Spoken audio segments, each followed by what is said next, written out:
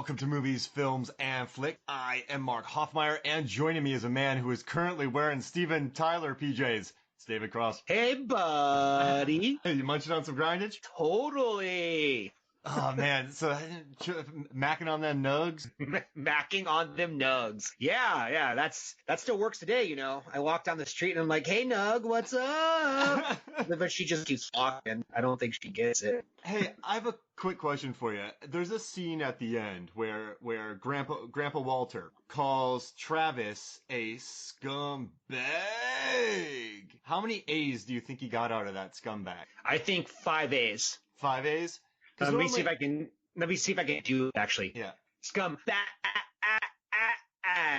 Yeah, maybe there 4, it is. actually. Maybe 4. I was thinking like 38. Ugh, it's a weird pronunciation. Like even in the movie, I was like, this doesn't feel like dude speak. What's going on? Well, Grandpa Walter though, he busted out. He said scumbag very uniquely. Yeah. In this movie. Yeah. There's a very unique dynamic between Walter Sr. and the Walter Jr. It's interesting how the kids are out of control, and then the grandpa says your kid's out of control, but then the dad's like, no, they're not out of control. I got this. But they're out of control. They are. There's a very interesting father-son dynamic in this film. Yeah. I guess that's the subtext of the entire thing is that everyone's dealing with the traumas of their family. Yeah. I can't go anywhere for Thanksgiving because my mom is on our 4th marriage and she didn't treat me well when we were kids and I grew up in the casino. Yeah, so we talked about Encino Man on the podcast, I mean, way back in the day, maybe even before the 200s. And in that movie, Weasel was always at Sean Astin's home because he couldn't go home. He's like, yeah, my mom is super bummed. So he had no food at his house. So it seemed like a theme in Pauly Shore movies where he has bad parent. I'm gonna have to agree with you on that. And the caveat is like I can only remember like 3 of his movies. Encino Man is good. So in that podcast, Jay Cluett and we talked about the engineering brilliance of Sean Astin and Pauly Shore because they got a 1,000-pound ice block out of a swimming pool hole using only a swing set, a modified rope. They somehow got a rider lawnmower into a hole. Then they dragged this 1,000-pound ice block out of a hole and then built some sort of device to get it into their garage and up on Sawhorse. If anyone can do it, I believe it's Brendan Fraser and no, not Brendan Fraser. Yeah, he was still frozen. Yeah, the guy that you said, Sean Astin. I mean, but Pauly Shore's attitude in Encino Man was really, he was just he had a horrible home life, but he was very certain of himself, and I like that. He was a very warm kind of character, even when he was drinking Slurpees and, teaching Link about the food groups, which is a pretty funny moment. But in Son-in-Law, the older I get, the less I like Crawl. So I'm really glad you brought this up because I agree. I remember loving this movie as a young kid. I'm talking maybe 10 or younger. And I still think there are parts of this movie that are a lot of fun. Oh, yeah. But the Weasel as a character is kind of obnoxious. He's not? Okay. So I kind of forgive him for his fish out of water antics because my family, they have a farm in northwest Iowa, large farm, and you see sometimes like city folk go out there and they really act like it's a novelty. Like, hey, let's go slap some hogs. Let's put on some overalls. Let's say yeehaw. But Iowa and South Dakota are not exactly the country. They're not, thank God I'm a country boy territory. Like it's not like this, you know what I mean? It's not like, but in this, Pauly Shore's like, you're inbred. But incredibly rich farmers in South Dakota are not inbred. Yeah. That's kind of the line that sticks out to me is that he asked if 2 different people were inbred. And at the beginning, he's like kind of being weird to Becca. Yeah. But then he just says it to those random people when he's in the town. And I'm like, what a dick. Like, you don't just like walk up to someone and be like, you inbred? Like, now, can we forgive him because he's a 25-year-old? Well, no, he's about 25 years old. He's from LA. He's unparented. He probably acts out for attention because he never got any from his mother. But when I don't think he means it maliciously. He just means it ignorantly, but it's still not something you say to complete strangers who are elders. Yeah. I don't think he has a filter. He's just constantly saying whatever he's thinking and not thinking about how that affects other people. He had me when he started talking about Beck, when he called her prime USDA choice, but then he added teriyaki onto it. And that lost me. So let's just do this now, actually. So Pauly Shore's character, the Weasel, talks in dude speak, and dude speak, from what I understand, is him just making shit up. Yeah, so he's just out there. He's wheeling and dealing. He's freestyling. Yeah, because I read a interview with him from 1991 in some tiny newspaper, and he literally just said, he's like, I make all this stuff up. This isn't like I have a dictionary. I just start talking and weird things come out. Like Wheeze the Juice, and then that The became juice. Wheeze the juice. I mean, that's okay. In our lexicon, Wheeze the Juice is a thing, and so is grinding, right? Yep. Yeah. Yeah. So he willed those into existence, would you say? I do. And I think people don't realize how popular he was from like the late 80s to the mid 90s. So with inflation, right? Son-in-Law, with inflated domestic totals, made $64 million, $36 million in 93. $64 million. I mean, that's more than Dr. Sleep. That's more than Charlie's Angels. That's more than a film that gets released. And this wasn't released in over 3,000 theaters. This didn't see the massive release that movies do now. So Pauly Shore in 93 was a bona fide star. Oh, yeah. He was a star up until mid 90s, when I think people realized all his movies were getting like 21s and 20% in Rotten Tomatoes. Not that Rotten Tomatoes existed, and it's another way of saying they weren't actually that great unless you were a little kid. Now, I went and watched In the Army Now, and I haven't watched that movie in years, but I, in my head, if someone had to say, do you think it's funny? I would say yes, because I love David Alan Grier doing the scorpion on his back bit. I love the suck on this a one time, and he shoots the rocket launcher backwards. It's, yeah, I mean, you just put him in silly situations. You put him on jury duty, like Ernest, and Ernest goes to jail. You put him in the army, like Ernest in the army, and Pauly Shore, whatever, son-in-law. I mean, yeah, he's a character like Ernest. He's the Weasel who does whatever. His name might be something else, but it's actually the Weasel. And there's something interesting with the Weasel's world that I would like to explore with you. Link from Encino Man appears in the Army Now and Son-in-Law, and he comes across Pauly Shore. But the thing is, Pauly Shore isn't, so it's not the Weasel, right? And he's not Crawl. Crawl and the Weasel aren't the same person, right? Because he has been there for 6 years. So that would eclipse Encino Man's timeline. So Brendan Fraser, does he move away? And is he confused by these clones? Is it a Pauly Shore clone? So what I'm thinking is that the Weasel was actually triplets. Oh. These are all Weasel's brothers, and these are all movies in the Pauly Shore universe following the Weasel family. I mean, they're connected. Yeah. They are, I mean, Weasels are low to the ground. Crawl, I would assume you're on the ground. I forget his name in the Army Now. But Link, what is Link thinking? He's probably not thinking too much. And how does Link get into the army? He's strong? Well, he's a caveman strong. Now, did he get paperwork? Like, what's the process of, so Link would have had to have gone through school all over again to get into college. Oh, you were unfrozen, became a senior, and now you're in college in Los Angeles. He could have been part of the ROTC. And then, 2 years later, he's in Iraq. How did they fudge documents for him? Yeah. Or let's be honest, they're like, you're a big strapping dude who wants to join the army. Let's just get it over with. Yeah, I guess he just grunts and signs. They don't look at it too hard. They're like, you want to join the army? Okay. But how do you get into college without the proper transcripts? Well, we don't know if he was in college or just there to party. Oh. Yeah. He might have just been visiting someone. Oh, wow. Okay. All right. You got it. I like that one. But if he was in college, what would Link major in? History. History? Archaeology? Yeah, he would know a lot about the caveman times. Yeah. So I have a question for you. I think this fits in here. Yeah. What is Pauly Shore's best movie? And I'm going to run down the four that I think are his main ones, and you can agree or disagree with me on this. And that's Son-in-Law, In the Army Now, Jury Duty, and Biodome. Oh, wow. Yeah, okay. Those are all like his starring vehicles. Take out Jury Duty and Biodome. Okay. And then it's okay. In the Army. Oh, man. All right. So I would, but see, I haven't seen In the Army Now. That's why I'm leaning towards that. Does that make sense? So you mean you haven't seen In the, Biodome? I have not watched In the Army Now in a very long time. So that's why I think it's better than Son-in-Law because I just watched Son-in-Law. However, Son-in-Law tells a cohesive story. There's an ABC structure to this film, and it's Yeah. done in 90 minutes. So you know what, man? I'm going In the Army Now. Bigger budget. This was a hit. I'm In the Army Now. What do you think? I think that's good.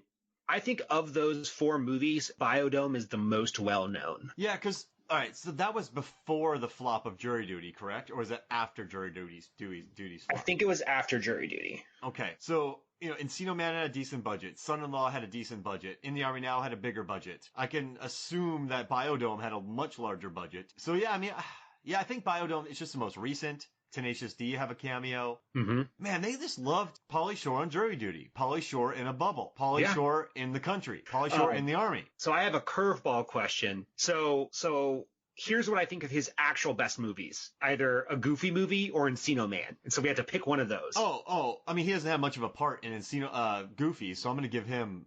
I think Encino Man. I don't really like Sean Astin's character in Encino Man because he's a butt. But I do think Brendan Fraser's very good. I think there's star potential in Pauly Shore in Encino Man. There are dimensions to him. He's very likable in that movie. So I'm gonna give it to Encino Man. Yeah, I agree. Well, listen though, like Pauly Shore, he had some charisma. People liked him a lot, and he does have a natural presence on screen for not being an actor. I just think his shtick, much like Chevy Chase, who had more hits, of course. He just started relying too much on his shtick, not an actual character. Yeah, it was again, the Weasel does X, the Weasel does Y, and he wasn't as likable, actually. Yeah, it's just, I remember him being more likable in the Army Now. In this one, between the inbreds, and there's a scene where, listen, it's the 90s, he's 25, but he walks up to her and he goes, what does he say to her? I got it. He's like, undiscovered territory, and he's like, you're inbred. Then he calls her prime USDA choice teriyaki, and I'm kind of Fresh meat. I was like, kind of get away from her, man. And Yeah. Everyone kept calling her a hick during the Halloween party. They said to her, hey, what are you, like a hick doing laundry? I'm like, Carla Gugino's an immortal. She does not age. She didn't look like a hick, did she? No, not at all. So I had that same problem with this film, thinking about how it really stereotyped farmers. But then I started thinking about it. It also super stereotyped people from California. And as someone who lived in California for a while, it's really not totally like that. You have regular people there. Yeah, right. Yeah, Holly weird. Yeah, I mean, everyone's basically a caricature in this film. You have the saucy brother. The saucy, horny brother who's doing really inappropriate stuff. Saucy, horny brother he's good though, that kid. I like him a lot, Zach, that actor, kid from Sandlot. He does a good job in that, Patrick Renna. Then you have the dad who's kind of, you know what though, like her dad's not that bad. He pays for her to go to a cross-country school. She comes home with a fiance named Crud. Like, he's not that bad. Like, she seems very well adjusted, the daughter. And the mom, I like the mom in this. She seems very accepting. And there's a part which annoyed me. When Pauly Shore faked proposed to Carla because she didn't want to get married to Travis, which is weird that he proposed. But then the mom's like, listen, you don't know this guy, and you just brought him home. He's weird. And then Rebecca, just is like, no, Mom, you just don't get it. You're out of touch. I'm like, no, I think the mom gets it. She's very kind. Yeah, he's weird. He's a weird dude with no filter. She said, so the mom was not wrong. And then Carla's yelling at her for a lie. Rebecca. And I felt bad for the mom. But then he dresses her up and oh man. When he says that she's giving him a semi, I was like, man, did Pauly Shore just tell his mother-in-law that she was getting him horny? This is, Yes. So my girlfriend and I were watching it, and in that scene, she was like, oh my God. She literally was like, I can't believe I just saw that. No, I guess, all right, so this is the character, and we're obviously overanalyzing in the eyes of 2019, we're in our 30s. I think his character, the Weasel, said that in all earnestness. His character. In the real world, that doesn't work, but in the son-in-law world, I guess that's a nice comment. It's a compliment. Yeah. It's like, you're you're hot. You should show it off more. Like, And he's not really giving him a semi, but he's trying to say that she's attractive. Yeah, and so in this world, like in The Happening, everyone speaks like they do in The Happening. That's just normal. In this world, things like this are normal, right? They have to be. Yeah. And then he goes up and starts singing. That's pretty funny. I gotta tell you though, this movie does fly by though. It's 90 minutes. The acting across the board is totally fine. I don't think there's no bad acting in this movie. I mean, maybe Pauly being a little crass. The camera shots are great. That house that they live in is beautiful. That 3-storied house. Whoever found that, I mean, that's a heck of a find. So it's a fine movie. It's just, I don't know, man. It's weird. The Weasel's not really likable. He's not 100% likable. No, and I own this VHS. I bought it from Columbia House. I thought the scene where the little Zach, where he takes a bite out of his sandwich and walks away, was really funny. When I was a kid, I loved when Pauly Shore was just grabbing his little fat cheeks. I don't know. I thought that was fun. Like, this movie seemed really cool to me. Is that what you thought? You watched this every Thanksgiving. That's why. So that's why I wanted to do this, I wanted to do this movie for 2 reasons.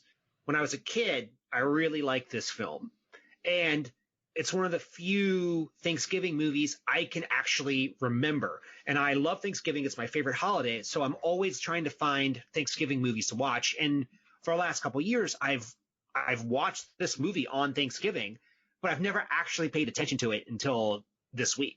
Huh, like actually analyzing it? Yeah. And like analyzing it now, I'm like, what's wrong with me? Like, why did I like this movie? Like, I agree with you. There's a lot of really funny things. Like, him farming is great. Changing into different clothes are great. Some of his language is actually really funny, and he's sort of with the younger brother. But there's also these really cringy elements to it that I don't like. Like I don't want to make fun of this movie. I don't want to hate on it because I do have like a soft spot for it. But the inbred thing really put me off. The semi really put me off. Yeah. And I know this is really strange, but also when Crawl got into the truck and drove through the wheat field, like, he had to have known what he was doing was inappropriate. He just chose to do it anyway. And he wrote crawl in a massive crawl. I mean, when you deal with corn, so okay, technically the harvest should. So this movie in South Dakota is in late November, correct? Yes. So the harvest should have happened. The harvest is done, but there are some large corn stalks. Yeah. It was an unseasonably warm November in South Dakota. The one thing so I got 2 things out of that scene. Yeah. One, I can't believe he did that, which makes me sound really old, 10-year-old me doing like, yeah, whatever, boomer. Yeah, but that's property destruction. And it's a lot of money. The other thing is that Crawl must be a secret genius because he wrote his name backwards in cursive in corn. In one try. One try. It's impressive. That's impressive, actually. Yeah, that's super impressive. Now, guess what the weather will be around this time in South Dakota? So I'm looking at the weather. It has to be sub-zero. Well, so low of 24, high of 35. So it's freezing. Yeah, the crops would have been dead by then. Global warming, El Nino. Yeah, but yeah, so he spells crawl backwards, which blows my mind. I mean, it's impressive. It's another one of his savant moments alongside the computer bit with his. You mean the PRAM? Yeah, when he works with Zach on that. I have the exact dialogue down here. I kind of love it. He says, where's that? Your PC got harsh, right? Because your system heaped the wrong parameter. So I toasted the data directory, tweaked the PRAM, and reglazed your subroutine. Doesn't make any sense. And it worked. Oh, and I also, yeah, I mean, you know what though? I like that scene. That's a scene that added something to his character, right? Yeah, he's clearly, there is a sympathy you have for him, right? You're like, oh, here's this guy who was acting out and he doesn't want to grow up, trying to relive his youth because he didn't really have one. So he's been in college for 6 years, and then he goes home and he sees a normal family and how they sort of interact, and he probably doesn't know what he wants to do. Like, there is a story element here that's pretty good, and this movie does move fast. It just has cringy things that I know were cringy even in the 90s, but still made it to the film. Now, I guess I kind of feel for him because I was a slightly feral child of the 90s, and I went to a Boy Scout event one weekend. And I got kicked out after that weekend because when when you don't have supervision and you're around normal people, you don't really know how to act, right? So times that by a man-child 25-year-old in the woods. So you know what? You could do that, but I tell you, my favorite moments in this film involving Crawl, Crawl, are when all right, so I love the scene where he's just sitting there, people are signing up for the year, and this girl just hits him. Remember when she just yells at him? Like, that's I like that people, like, don't buy his crap all the time. And then I also liked when he got punched, just the way he cried on the ground. Yeah. Like, that was a funny bit. And then she whapped him on the nose in the truck. Yeah.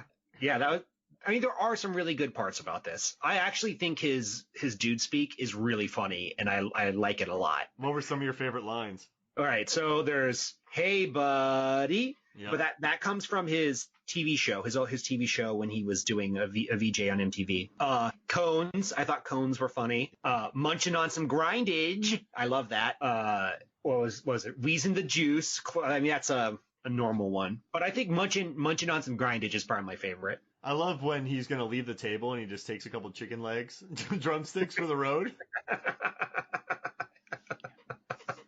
But that's the thing. Like, he has good elements. He's like, or good traits. He's like, no, I'm going to work this out. Like, I may have fucked up, but I'm going to figure it out. I don't think that Theo's a dirtbag in this movie, isn't he? Theo is the boyfriend? No, he is the farmhand. Oh, yeah. Total dirtbag. Now, there's a scene where he has Pauly Shore start the tractor, but the first gear sticks. So Pauly Shore runs through a fence. Now, Theo knows that's going to happen, and he lets it happen anyway. So he causes property destruction to his boss's house. He's not a good employee. No, he's not. I mean, that's clearly spelled out by the end of the film. Now, and what they do to Tiffany Amber Thiessen, Tracy. So maybe it's a Saved by the Bell thing, but the way that they dealt with her character in this movie made me so mad. Yeah. So let's analyze her character arc, because just so I completely understand what's going on here, because I'm not 100% sure I do. So she knows Becca from the town, and she's saving up money to go to New York City or LA. I don't know I can't remember which one. I think New York. The big city. Yeah. And at some point she starts cheating or starts hooking up with the boyfriend. Yeah. Travis. Okay. And then the boyfriend has her dance at Crawl's bachelor party, and she agrees to it. Money, because she said she's doing it all for money, right? Oh yeah, that's what I assumed. And then they drug her. Okay. And then they drug her, and then she figures it out. She solves the conundrum. Yeah.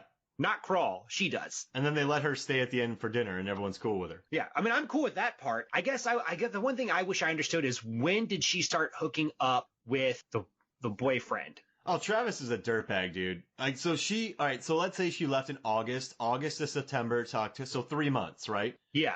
And she calls him one time when she's really sad, and he's like, what do you want? So I'm thinking a couple weeks. Yeah. I mean, that's probably more realistic, but I don't want Tiffany Amber Thiessen's character to be treated like that. Like, I want it to be like, they broke up, and then the next day, he hooks up with her, and he's probably had like a flirtatious relationship with her the entire time, and like kept her in his back pocket. Well, he was planning on getting married to Gugino while he was still with this girl. So I think she just wants out of this town. He's probably one of the, he's a good-looking dude. Guy's got a jawline. Takes the best of what she can get when she's there. Yeah. I mean, I think that's a sad but probably accurate depiction of her character. But she's still kind of a badass. Oh, yeah. She's totally rad. Yeah. Yeah, she'd be fun to actually hang out with. Like, seems like, and then that guy, though, Travis, he's still wearing his Letterman jacket after he's graduated. Yeah. So he's also like 18 and a half in this film, despite looking 30. He's a grown man. Yeah, he's a grown-ass man playing an 18-year-old. So that's one of the things we have to remember. Like, he's very young. Like, he just graduated from high school. So he's probably a little mad that he's not talking to his girlfriend, right? She left him. He probably can't compartmentalize. What's the word? Compartmentalize his feelings correctly, because he's probably never expressed them. He realizes, she's gone. So then he seems like he needs someone to treat badly. Like, remember that scene where she's going to leave and she's like, I'm not going to sleep with you tonight. He's like, why not? Like, so he's why not? You're leaving. He's very bratty. So he probably did this in spite, right? And Yeah. And, this is an 19-year-old proposing marriage to a girl that moved away from him. So, Because he also doesn't know what to do. yeah, and maybe he feels if I get her locked up, I'll have control of this situation, but he's still not old enough to be able to think about this, these things on an adult level. Yeah. Yeah. Wait, how is Tiffany Amber Thiessen a bartender then? How is she? They're all 19 and drinking. Well, you don't know how old Tiffany Amber Thiessen is, because unless she was at the graduation. Was she at the graduation? Yeah, I think she was, actually. She was there, yeah. You can be 18 or 19 and serve drinks. You're just not supposed to consume them. Got it. Yeah. All right, yeah. So let's chat about Rebecca. Should she have broken up with her boyfriend before she left, or like once she got there or something? Because it felt like he had some grievances with her, legit grievances. Oh, I mean, yes, she should have, but I also think these are 18-year-old kids. And, the more you see, the less you know. She thinks, hey, this is my sweetheart. We're going to stay together. I'll be back. And then she goes to LA and just realizes the world is so much different. And she kind of starts going for her independence because she probably, that town, everyone knows your business. So when she moves to LA, she probably starts, she called him a lot though in those first couple months. That's true. He blew her off. Yeah. Like, what do you want? Yeah. So she kind of needed him in the beginning and he might have liked that and he was kind of punishing her. But her big swing comes during Halloween. And so in less than a month, she gets her hair done. She becomes a totally different human being in 1 month. I'm laughing because I did that one time. Oh, did you? What'd you do? Yeah, I dyed my hair bright blonde, got a tongue piercing, then I spiked my hair, and then I wore almost exclusively black turtlenecks. Whoa. I went straight, just changed completely. How old were you? 19. Oh, wow. That happens, right? That can happen. Yeah. It's like, I grew up, I wouldn't say I grew up in a small town, but I was like, I'm away. I can do whatever the hell I want. And you know what I think though, during that time when she didn't call him for that month, I want to know more about this David Cross, by the way. I had a mohawk for a while too. I had a crazy mohawk. But then he starts losing control of the relationship because she doesn't need him as much anymore. Then he finds out that she's bringing this guy back for Thanksgiving. So in desperation, this 19-year-old kid who's used to getting what he wants proposed. Yeah, and I think since so too. She's probably never had to make that big of a decision in her life. That's why she kicks Crawl, because he's the older guy in this situation. Now, this is a 25-year-old man who came home with a freshman to her home in South Dakota and is faking being married. So he should be more mature than what everyone else is in this. Yeah. He's like, no, I've already asked him to marry me. It's like, it's actually really funny because it's a total thing he would do. So I read an interview about the Weasel's personality and how it was described. And it was described as a guy who's not very smart, trying to get by with minimal skill, and someone who needs a nap. So it makes total sense that Crawl would be like, yeah, I'll do exactly what this guy did. Just copy it and say, oh yeah, I'm getting married. Oh, so, yeah, he just goes for, because he said he freaked out because if you think about his life, who pays? So his mom has money, right? And she just keeps him in college for 6 years. I guess she has to, unless being an RA does it. Now, I'm sure that probably pays his tuition and he gets free stay. Also, as an RA, I think he's pretty good. Now, there's a crazy atmosphere in this area, but people do listen to him when he kicks them out of rooms. There is a camaraderie in his hall, would you say? Yes. So he's not bad at being an RA. No, it feels like one of those things like, you can do what you want, but when I tell you that something's wrong, you stop. And when he saw that she was really suffering, he took her under his wing in kind of a platonic way. Semi, yeah. Yeah, he did some weird things like dropping that beer in her lap. And then he was watching that lady with the gigantic man with a mullet. Yeah. So he did start looking after her. And when she said, should I get a tattoo? He said, it's up to you. Which it leads to my favorite line in the movie when he's like, it's better than a kick to the face with, it's better than a kick to the face with a golf shoe. I mean, I have several tattoos, and on the ankle, I have one on my ankle, and it hurt real bad. Yeah, I don't even remember how mine felt. Yeah. Yo, whiskey. No, my ankle was the one that hurt the most, frankly. Like it hurt really, really bad, but I think that could have been the bad tattoo artist. Now, you know that she had that tattoo when she went into the movie. Yeah, they added it to the movie because they saw it. They're like, oh, what's crazy? Oh, she has a tattoo already. The actress just put it in there. Another issue I had with this movie, I know you went back, but I'm going forward. So I don't think he understands the idea of overall. He totally does. He turns his overalls into short overalls and then wears jogging pant as pant with a cutoff jort overall. And then he somehow finds time to stitch stuff onto his butt. You know, the little patterns he has? Yeah. He didn't bring those, and he did all that. He bedazzled that jacket Quickly, in like a couple hours. I want that movie. This just Pauly Shore at like helping people. Like was it Pauly Shore for the straight guy or something? Yeah. I mean, he did that work really well, what he did. And also, he shows his butt off to a couple 19-year-old girls in a public place. Yeah, 2 butts in this film. There's 2 butts? There's one at the beginning when they're walking down the hall. Oh, yeah. Yeah, and then when he turns around and meanders back in. I mean, it's an interesting scene. It's He's actually pretty funny. Do you think you don't think his parents help him at all? I think they do to some degree. Like, they have to. We never see you, so we give you money? Yeah. How long do you think he can stay upside down? 10 minutes? Is that good? I don't know. I mean, he's doing crunches, so I was assuming he's jacked. Yeah, I mean, he's in good shape in this movie. Yeah, I mean, I couldn't do that. But he also lives a pretty easy life.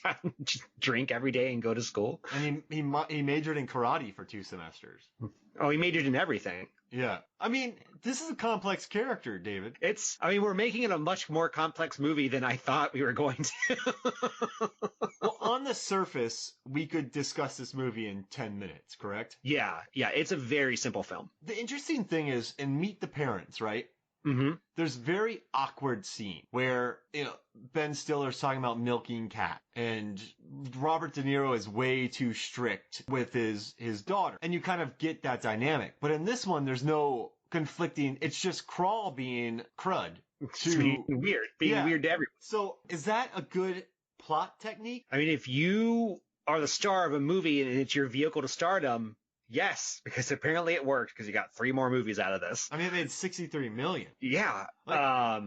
Movies and this had a solid 4-week run. So this didn't drop off too much for 4 weeks, which is word of mouth. So people enjoyed this movie. So they liked him being a jerk to country folk.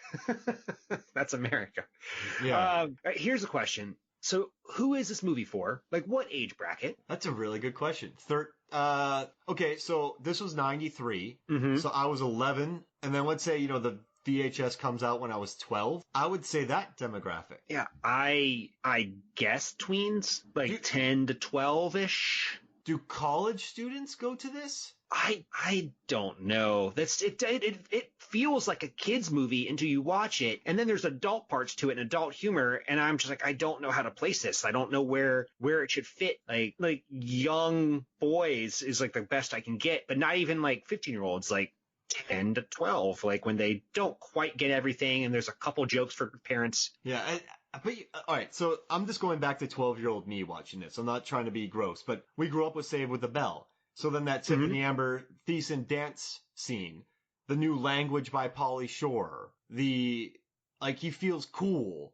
So at 12, you're like, Kelly Kapowski's dancing around, and this guy, man, he is hipping with it. I think you're right. It's ideal 12 to 13-year-old kid movie. Yeah, that's the best I got. And is this a Disney movie? But this was the MTV crowd. Yeah. Which was kids, basically. Well, Buena Vista did this, which is a branch of Disney. Okay. And he was also involved with, I think, Touchstone as well. And they also released Ernest movies, too, Touchstone. Yeah, trying to make the new Ernest. Wait, we're covering 90s, Disney branch releases. Ernest Scared Stupid. Yeah, we are. Son-in-Law. We've done Captain Ron's already been done. We need to look at more Touchstone movies. Yeah. So some other things I wanted to just quickly chat about. So I know I talked about how I really love Thanksgiving movies, I love Thanksgiving, but I find I struggle with Thanksgiving movies. So I made a list of Thanksgiving movies for your audience, and so in case they're struggling as well, they can go out and find this Thanksgiving movie. Yeah, please tell me. So one is Alice's Restaurant. Are you familiar with this? I've never even heard of it. So it's based off a song. It's a satire, and one part of it, the very beginning, takes place at Thanksgiving. I think it's Woody Guthrie plays himself in it. So every year at noon, at a channel thing that happens, I do it still at noon. I'll put it on Spotify on Thanksgiving. Planes, Trains, and Automobiles. Oh, yeah, that's a good one.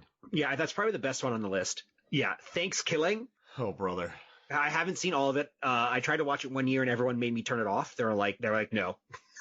So I'll get to it. I hated its face. I think I need to watch it with like-minded people. Yeah, I think so. There's 3 of them, so you could make a trilogy out of it. Dutch. Do you remember that film? Dutch. No, I do not. Yeah, it's with the grandfather from Modern Family. Oh, yeah. Ed O'Neill. Yeah, Ed O'Neill. Addams Family Values, which is, you could argue if it's Thanksgiving film. I mean, they do have the Thanksgiving celebration, correct? They tell the story of the Pilgrims, but it takes place in the summer. But I'm going to allow it. That's my favorite one so far. And this is an oddball. Sweet November. Sweet November. Is that the one with Keanu Reeves? Oh, yeah. Yeah, it takes place all through November, so it's sort of a Thanksgiving movie.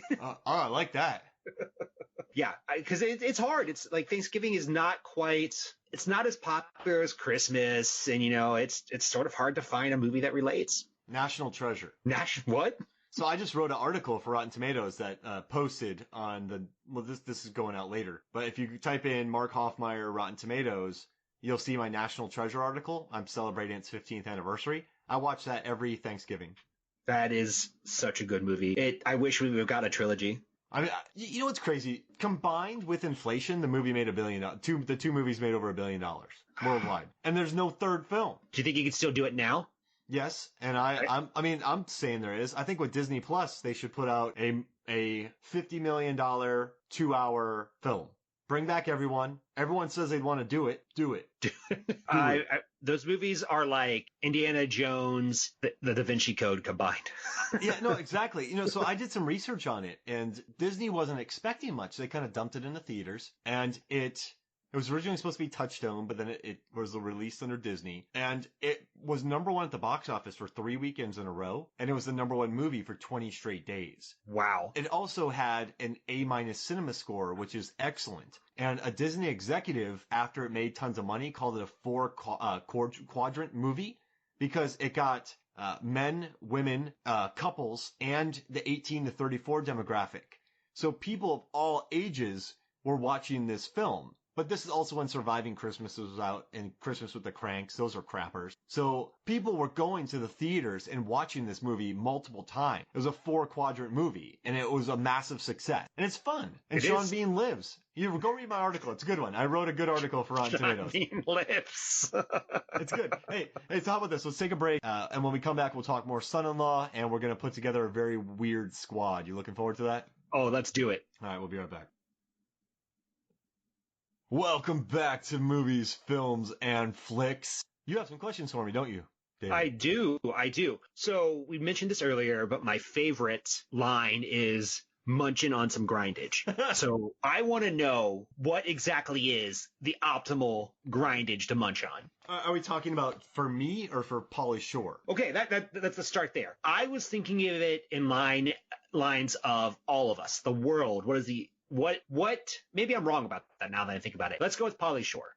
What would Pauly Shore say is the optimal grindage to munch? Okay, so it's 3 things. It has to be free because in a lot of his movies, he doesn't have much money and he doesn't like going home. So in this film, when he's eating for free at an Encino Man and Son-in-Law, he's loving it. He's getting delicious free food that he would never get at home. So it has to be free home-cooked food. Then he has to go to a 7-Eleven and get a Slurpee and parts of the food group. So M&Ms, Starburst for fruit, like various things. So he would eat a free thing and then go to 7-Eleven for dessert. Okay. I think that's pretty good. I really like the free portion of it. I think that's correct. I put some thought into it. Yeah. So I was thinking about it in terms of more literal. So grindage is a play off of you grinding with your teeth. So whatever grindage is, it can't be smooth. It can't be a smoothie. It can't be like soup. It has to have a texture to it. And preferably, I think something crunchy. When I was putting my thoughts together, I really thought it would be like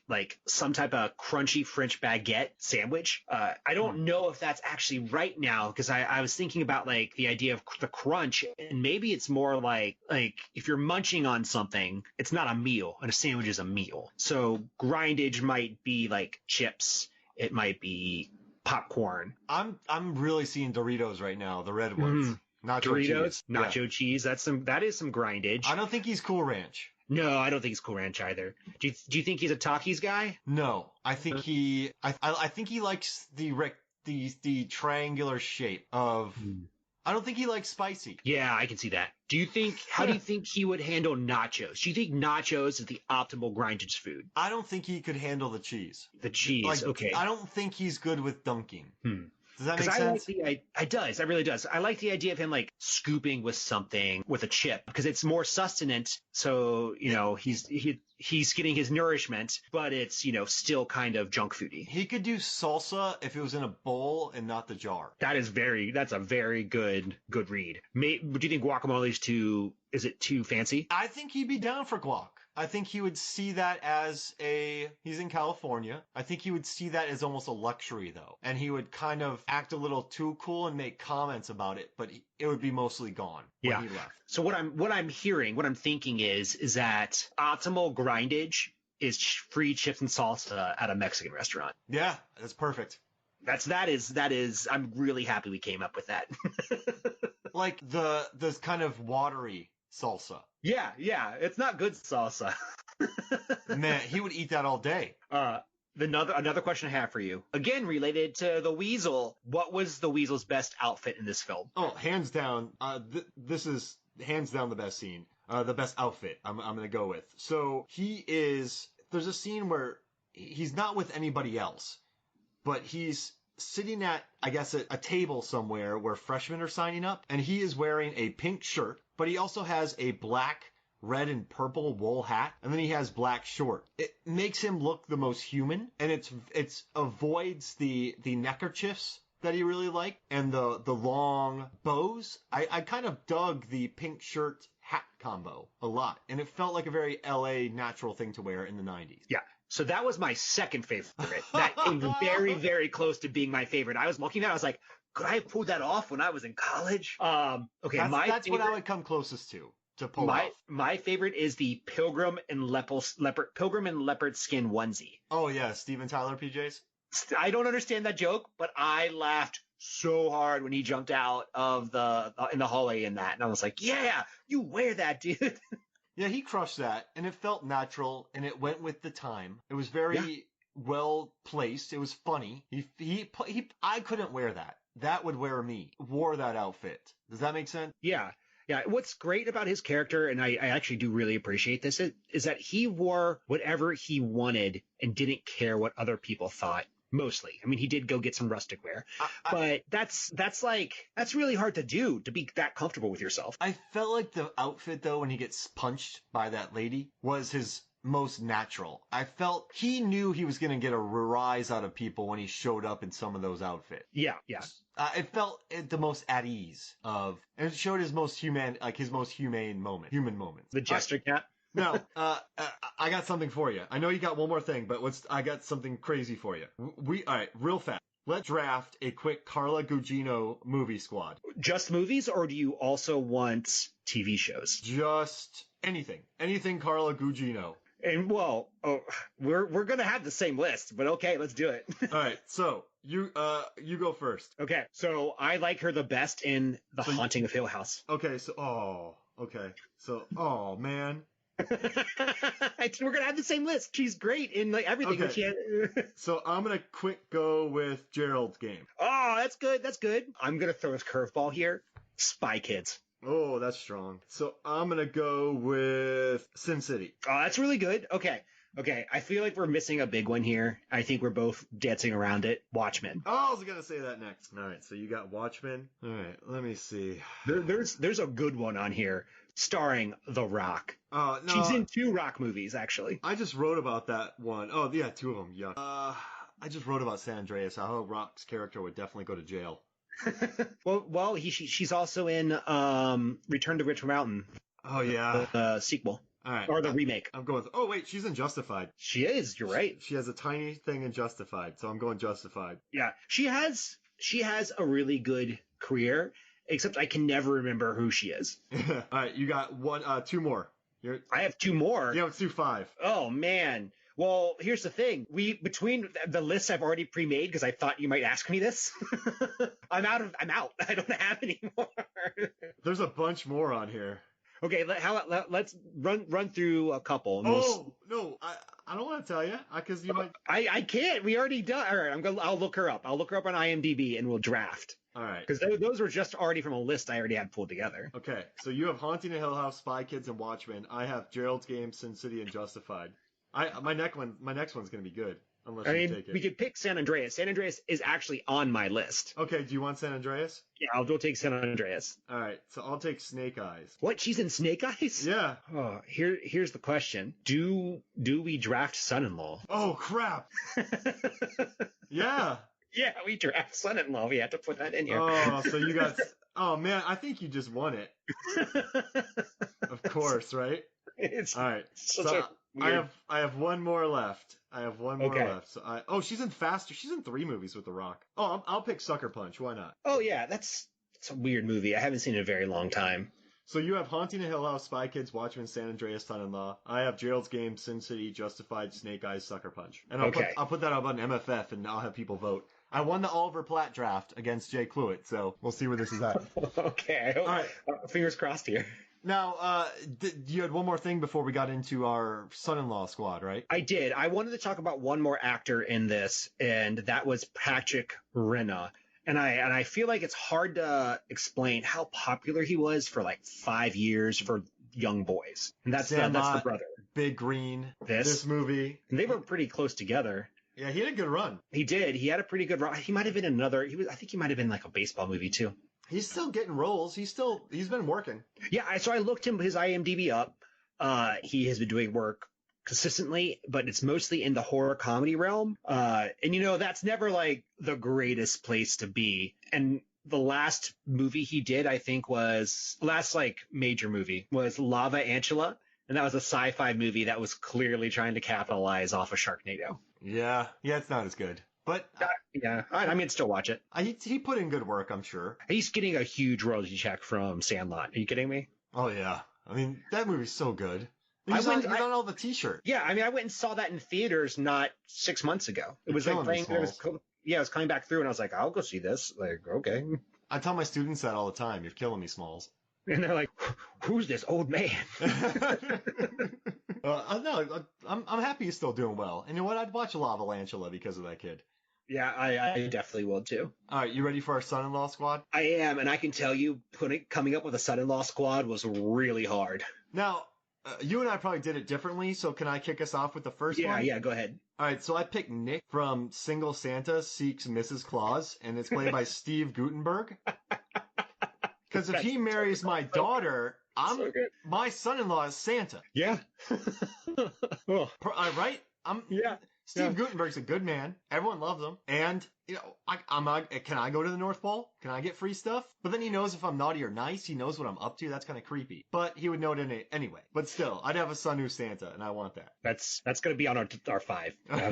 Okay, so I'm going to just take off the biggest one, the one that everyone knows we're going to pick so we can just get out of the way. Greg Fokker from Meet the Parents. Oh, yeah. Like, he's great. He's funny. He's probably the number 1 draft pick. I mean, he's good to have around. He's a male nurse. Yep. Yeah. He can milk things. You're going to milk me? All right. My next one. This one's weird, but it's Nick Young from Crazy Rich Asian. Because... Oh, that's a good one. He's super rich. Yeah. That's a good one. Like my daughter's... Yeah, I'm just marrying some guy I met at the Y. And then you learn he's one of the richest people. And, his parents are some of the richest people in Asia, all over the world. Like, because he has family in Hong Kong, he has family in Singapore, and then he has family everywhere that have money. So it'd be a lot of drama, but it could be a fun ride to have him as a son-in-law. So piggybacking off that, my second draft pick is Laird Mayhew from Why Him? Because he's also rich, but I think your pick is better than mine. Yeah, but he comes through. He does. He definitely comes through. But Crazy Rich Asians is a significantly better movie, and that guy is a million times richer than Laird Mayhew. So there's no wedding in this, but I just put Ben Gates from National Treasure. Okay. Because how awesome would that be? Go on PG-rated adventures with your son-in-law. I just imagine them like doing geocaching. Just like, what are you gonna do this weekend? We're gonna go geocaching across the country. Wouldn't that be great? That would be amazing. I know it doesn't make sense, but I did it. Okay, my next one, staying on the same theme. These are son-in-laws. Ian Miller from My Big Fat Greek Wedding. Oh yeah, he'd be great. He would be great. I really like that actor. Corbett? Yeah. Yeah, I mean, he puts up with a lot. We want him in this one. Yeah, he's good. I'd take him. I love that one. I like both those movies. They're cute. Next. Okay. This is weird, and I cheated, but I don't care. Star-Lord, Peter Quill, because he's related to Kurt Russell. So that means I'm family with Kurt Russell. I came very close to including Star-Lord on my list too. Nice.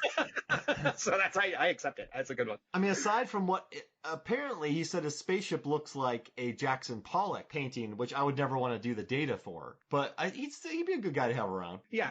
I mean, I think it counts because Thanos does meet Star-Lord and chooses not to kill him. Oh, he likes him. Yeah. Yep. Okay, I think that works. Okay, so from here out, these next two I have, they get weird too. Okay, Jake Sully from Avatar. Whoa. Because imagine you're one of the Na'vi and being like, my husband is a human in a clone body. We're keeping that one. That's funny. I like that. So wait, he's just a dude sitting in a cold storage and if he dies, does he die? So I haven't seen it since it came out, but what I remember is that he was a human who would get into this thing and transfer his mind into a Na'vi body, and then he would go interact with the Na'vi. There's some weird stuff going on. Yeah, and I think at the end of the film, he is trapped in the Na'vi body. But I haven't seen it in literally a decade, so I don't know. Yeah, no, you're right. And then he gets transferred into it. So then he's full time. Because he's dying or something. Yeah. All right. My fifth one is Doug Glatt from Goon. Goon, okay. Because it's one of my favorite movies, and he's just the nicest guy ever. So, like, as a son-in-law, just have, like, a nice brawler who's, like, very loyal. I'll take him. Yeah, there's no drama from him, basically. You know what I mean? Yeah, that's good. That's good. I don't want drama. So my last one is Ben Stone from Knocked Up. Is that Seth Rogen? Yes, it is. Oh, man. He'd be a pain. He would. He really would. I really like that movie. So I was like, I'm going to work him in here. Hey, Jay Baruchel's in that, and he's also in Goon. That's true. All right. I want Avatar. I think that's funny. Okay, let's do that one. And I think Santa, Gutenberg Santa is funny. All right, so we got Gutenberg Santa. And Avatar. There's some son-in-laws right there. That's funny. Ian Miller's just a good guy. Yeah, yeah. You need like a chill dude around. Yeah, so we'll take Ian. Yeah. I like the idea of geocaching across the country. So Ben Gates? Yeah, I mean, I want to geocache so bad. All right, so right now we have Nick, Ben Gates, Ian, and Jake. So we just need between Ben, Laird, Greg, Doug, Nick, Young, and Star-Lord. So here's the thing. I think my heart wants Star-Lord, but my wallet wants the guy from Crazy Rich Asians. I'm with you. Let's go with Nick Young. Yeah, let's do it. Because much cool travel. I mean, I guess we could travel the planet with Star-Lord, but I don't know. I don't want to do that. I would rather just take private jets around the world. Yeah, do whatever you want. I like that. So we have Nick, we have Santa Claus, we have two Nick, a Ben, an Ian, and a Sully. I love it. This turned out good, man. I'm proud of this. I am too. It was a fun one. We got a Gutenberg, we have a Nick Cage, and we also have a Carlo Gugino crew that I'm going to lose. I mean, I did have The Haunting of Hill House, so... Yeah, that's the best. Well, this was a lot of fun, man. Thanks for recommending this movie. Well, thanks for putting up with it. I enjoyed our discussion about this film. We got into it. We did. I was a little worried that it was thin as ice, but you can really pull stuff out of it if you try. We explored the nooks and crannies. There is no more nooks and crannies. No more grindage left in this film. Exactly. We ate all the grindage. So hey, no, this was fun, man. Thank you. And then next one, we're doing Scream 4, correct? Scream 4. Can't wait. Oh, I can't wait. So for me, Mark Hoffmeyer, for David Cross, this is Movies, Films, and Flicks.